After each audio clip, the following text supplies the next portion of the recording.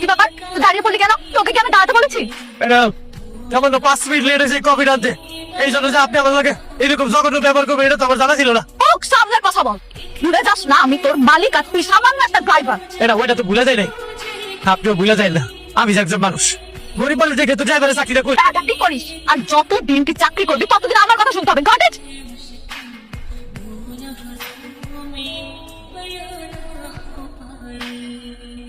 আবে রান্না হবে কিভাবে? ঠান্ডা হলো কেন? ম্যাডাম অনেকক্ষণ ধরে কইতাছি কফিটা খাইল, আপনি তো খাইলেন না, এতক্ষণে তো কফি ঠান্ডা হয়ে গেছে।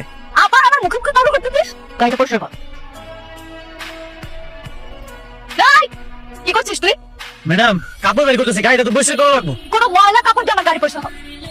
তোর শার্ট খুল, তোর শার্টটা দিয়ে গাড়ি পরিষ্কার কর।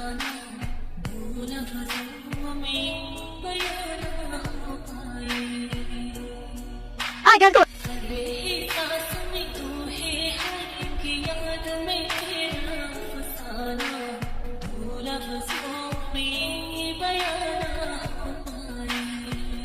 এই, এই, তুই আমার ছবিটা ফেলে দিলে কেন?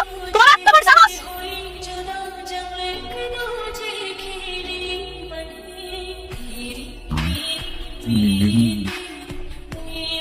কি রে ওইটাকে তোর বয়ফ্রেন্ড নাকি? ও ভাইয়া What? কি বলতেছিস এসব? তোর মাথা ঠিক আছে? এই স্টুপিড ছেলেটা আমার বয়ফ্রেন্ড হবে? দেখেও বুঝিস না ও আমার ড্রাইভার, আমার পাশে কাজ করে, অদ্ভুত কথা বলি। ও শিট। হাফ কানেট ফানিস। ও মাদা ওয়েট, দেখ কি করি। এই ড্রাইভার এদিকে আসো, আসো। শোনো এখান থেকে একটা টিস্যু নিয়ে আমার এই স্যুপটা পরিষ্কার করে দাও। কি হলো দাও? কি হলো? দাঁড়িয়ে আছো কেন? ও তোমাকে একটা কথা বলেছে সেটা শুনবে না তুমি? টিস্যুটা নিয়ে পরিষ্কার করে দাও। দেখেন ম্যাডাম আমি আপনার ড্রাইভার, এই জন্য যে কোনো কাম করে আমি সবসময় করে দিই। এটার মানে এই না যে আপনার বন্ধু যা স্যুপ পরিষ্কার এটা আমি পরিষ্কার করে দিব।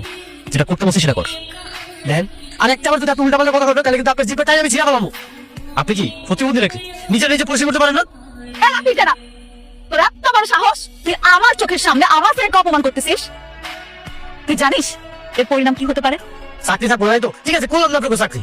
আপনার মতো অহংকারী মেয়ে থেকে আর কি আশা করা যায়? ম্যাডাম আসবো?